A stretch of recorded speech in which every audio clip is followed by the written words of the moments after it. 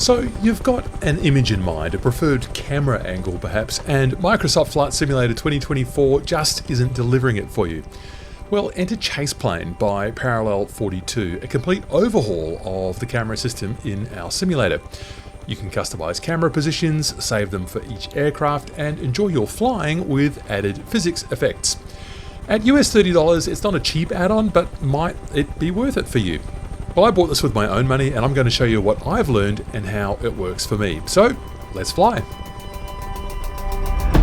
And I'm just going to switch to a default aircraft for the rest of this for reasons that will become clear as we get going here. I've chosen the R66 so that we kind of start with a fresh slate. That's the reason. And we're at Bella Coola in Canada in a springtime scene, so I'm not trying to show you all of this in a blizzard. And here's what ChasePlane looks like when it's installed. It goes into your shortcut bar across the top here. Here's ChasePlane. This is the main view. Your first experience of ChasePlane when you install it will be in these preferences, and what they have done is, I think, quite smart. They have made a talk track to guide you through this preference page with a sort of a narration commentary to tell you what you're doing. Often I can find those things actually really annoying, but they've actually done a pretty good job with talking you through the sort of the key concepts that you need to know. So that will help you, and it will help you get your assignments built up.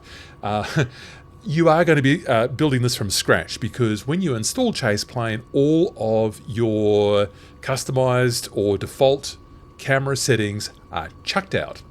They are gone. I mean, actually they're saved somewhere in ChasePlane, and when you uninstall ChasePlane they will be restored, but there's not some switch that you can turn on and off inside ChasePlane to bring those default controls back. You will need to uninstall ChasePlane in order to have those back again. So that's just the way it works. So I believe Parallel 42 found it best with the MSFS 2024 and 2020 system to just completely bypass the original controls, because there's no sort of camera API available to developers to make this easier, so they're really left with no choice but to do it this way. Right, so what we've got are 3 different modes of cameras: internal, external, and world. And under each of those modes, we've got a certain number of saved views. You can easily add to these. I'll show you how to do that soon. And you notice that they're color-coded as well. That indicates that each of these views belongs to one or another group. So these green ones are all in a group of like a fixed camera that's sort of clamped to the exterior of the aircraft. That's, I think, equivalent to the fixed views in the, is it the showcase or the external views in the default MSFS 2024? Like a camera, a GoPro bolted onto the exterior. That's what these green ones here are. That is significant. I will show you that in a moment. So I've just moved that over there slightly so we can see what we're doing. Here are the default views that have been set up here for the R66. Now here's one we can change right immediately. So the pilots are looking down, but the co-pilot's looking up. Don't much like that, so why don't we just change it? So I'm just going to use the assigned axis that I've got to tilt that down, and I will use the pencil then to save the position, and it's done. So next time I go back to pilot, there we go, there's that view, and the co-pilot's now, maybe it's a little bit too far down now, just bring that up very slightly, save that again, and that's done. Main panel, yes, like that. Collective, that's going to be good if you need to get to that starter or governor switch at the end. Engine instruments, you can make your own here, and you can actually delete these as well. For instance, do I need a separate one for navigation? I think I might do on the R66 actually, so I might just leave that. The rotor brakes up there. Do I need that? I'll show you. You can use the pencil on that and you can delete it. So fine, whatever, I can always put it back later on if I want it. And so when you use another switch here, I'm just to scroll through the views, then you get this kind of effect here. And notice that we've got a little transition to move in between them. The next mode is external, and these are ones that are more or less bolted onto the aircraft. So we've got a spot view. This is the replacement to, I think it's just called the default external view in MSFS 2024. It is improved somewhat here. I'm just going to zoom in with that. It's improved here because it moves the rotation point along the aircraft. So it's kind of focused in the cabin now, but when we get round the back, it's maybe focused a bit more on the sort of the engine outlet there. So rather than just a midpoint in the aircraft, it's now, it changes the focus whether you're viewing from the front or the backs, which is an improvement, believe me. Chase view, which follows the aircraft along. This is, I suppose, the equivalent of the default drone view when it is tracking or following the aircraft.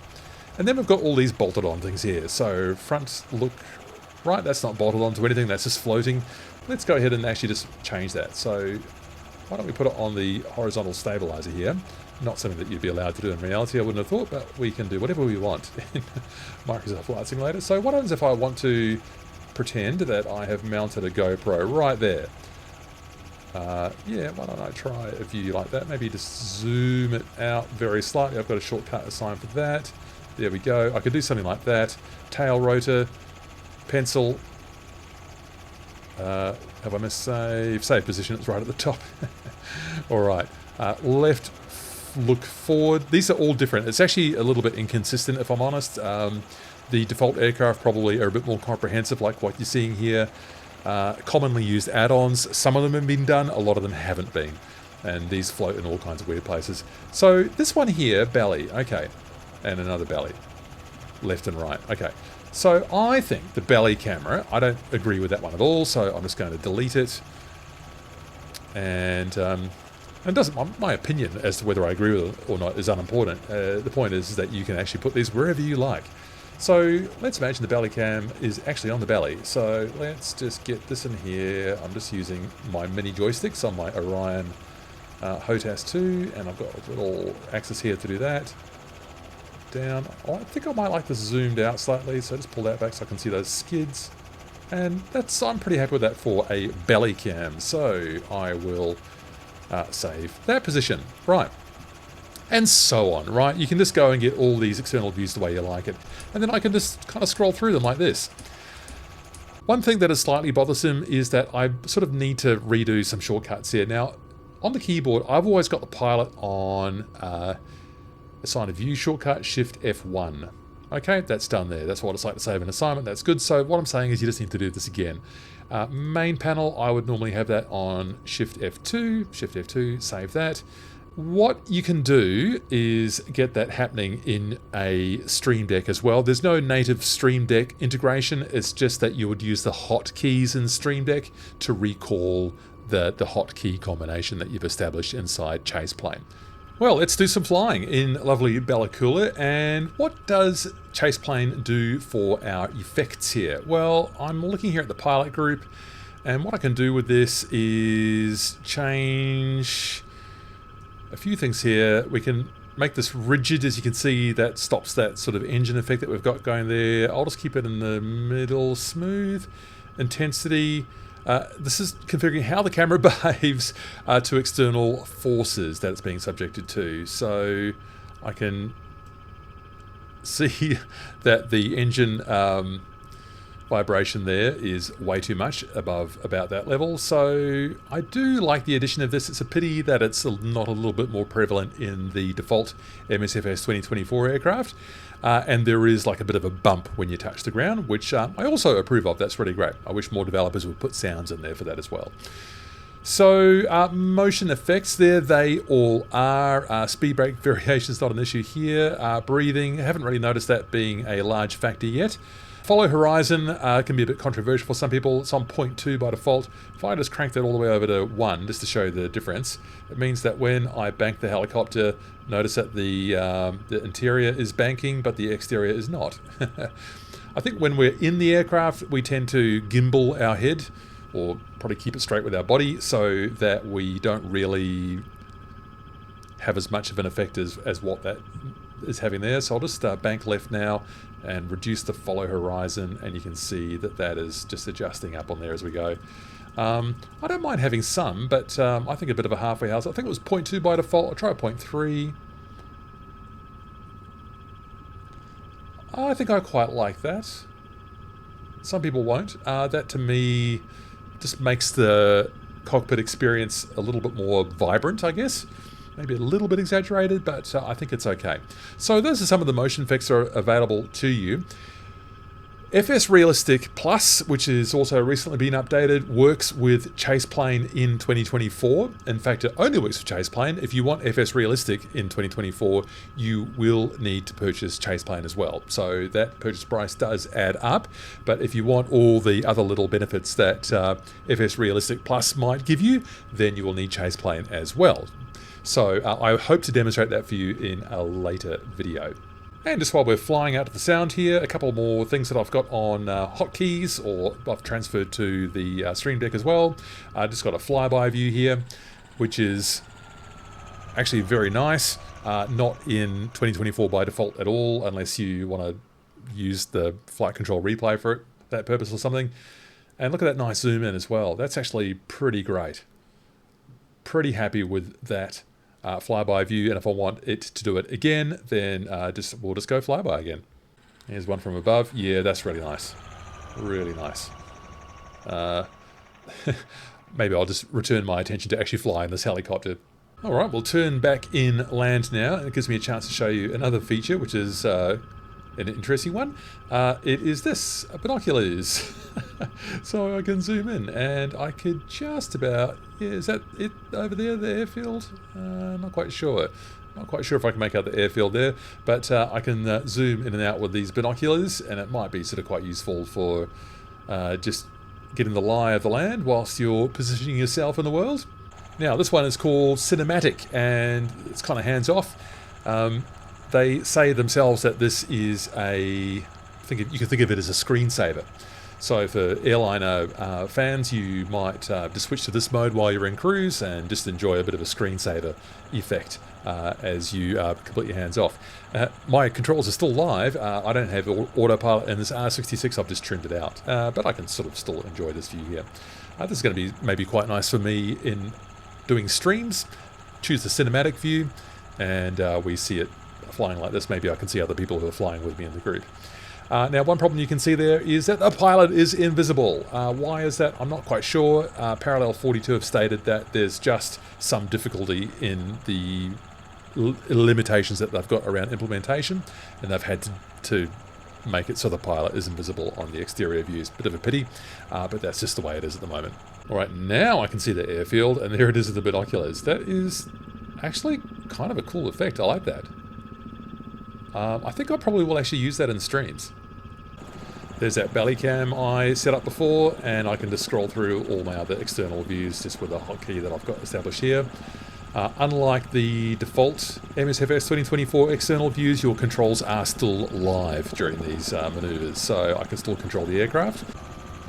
Now, I am recording this part of the video later. I've got a bit more experience with ChasePlane now. I've surmounted a few exasperating moments to build up my own understanding of how it all works, and I've done a live stream in the meantime as well, so I feel like I've sort of got to grips with it a bit better now. It's worth reminding you that ChasePlane does not support VR. So all of those kind of physics-based movements of the camera simulating a movement of a head like this isn't going to work in VR. The VR system will override that. You can still switch to external views and stuff, but why would you? That's going to be a recipe for motion sickness doing that inside a VR headset, at least for me. It does support Tobii eye track. I've just turned that on. There I am just wobbling that around, and we can still see that some of those physics-based effects that are there when I just wobble the machine around a little bit. Something kind of cool here, the Tobii eye tracker is disabled when you by group. So if I go into the instrument panel view, notice that the head tracking is not going there anymore. And there it is back again when I'm back in the pilot view. I'm just going to turn that off for this approach. So that is quite a powerful addition that Parallel 42 has put in there for us. Something not working so well is the tower view and these little regional airports that I like to use. Here at Bellacoola, the tower is right in the middle of the runway and is about 200 feet high. Not realistic. I suppose for the big international airports like, I don't know, JFK and Heathrow and stuff, they've probably put that in the right place, but they haven't coded it for every little airport like this. So tower view, not really useful for the kind of flying that I'm doing.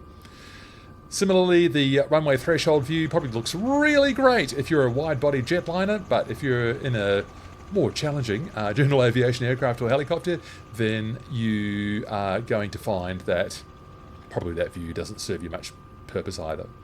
But it depends on you. If you're doing a mix of flying, you'll still get the value out of it, I suspect.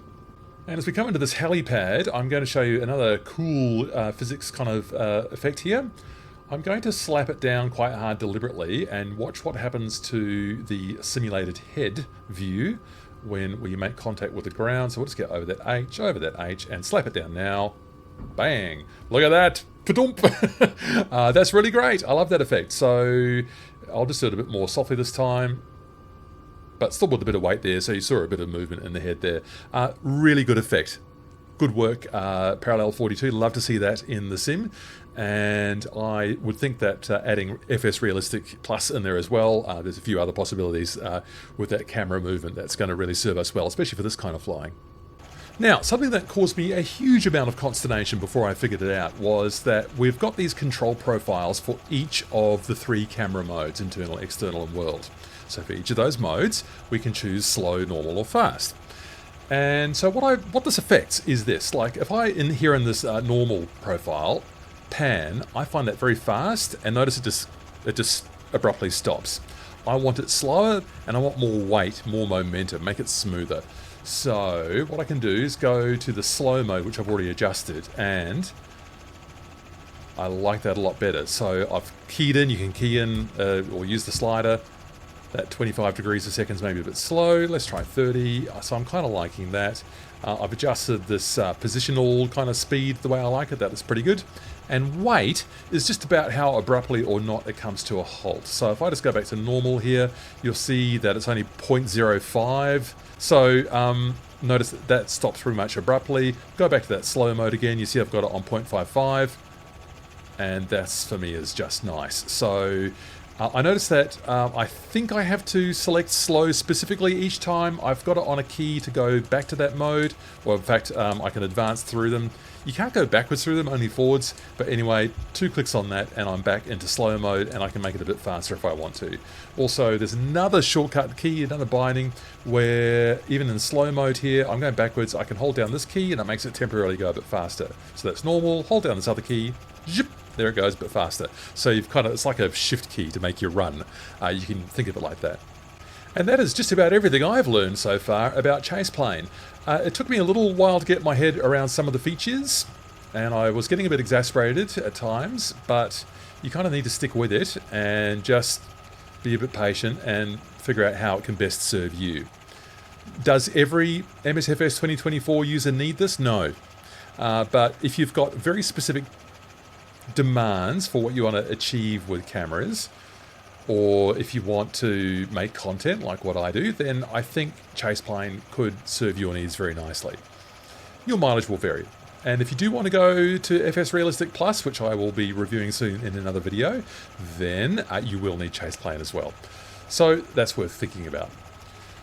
So I hope you found this video really useful as I try a complex 3-axis move here. It's quite fun. I hope I'll catch you for another video real soon. Thanks for watching. See ya.